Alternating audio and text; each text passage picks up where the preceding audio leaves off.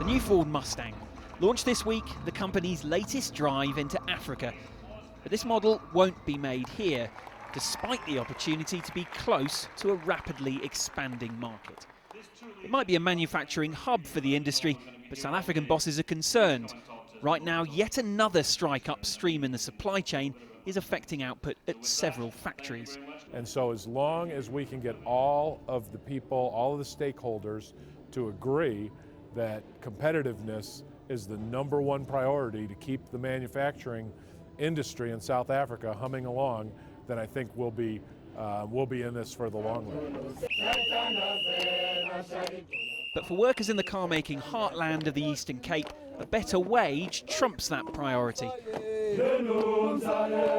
The National Union of Metal Workers of South Africa are in their 3rd week on the picket lines.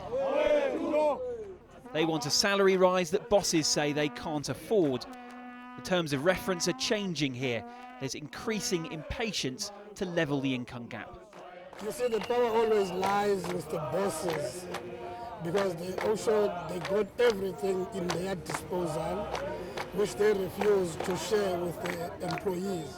But the only power that we have as workers is to ensure that in the event that we disagree, don't find one another with the employer, is to withdraw our labour power. The auto industry is vital for South Africa's economy, the largest share of a manufacturing sector that accounts for 17% of gross domestic product. Government wants to keep it that way. It offers substantial incentives. That still attracts business. This factory, owned by a Chinese trucking company, opened up only last month. They haven't been hit. Not yet, anyway. Now, if intense negotiations at the Bargaining Council here this weekend go well, there could be a breakthrough in this particular strike.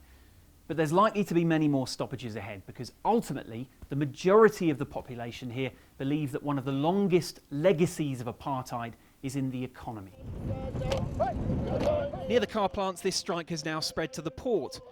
Policies to address the imbalance may take generations, so unions continue to take their struggle to the streets. In pushing harder for that transformation, though, there's a risk of scaring away the very capital that could provide it. Henderson, CCTV, Johannesburg, South Africa.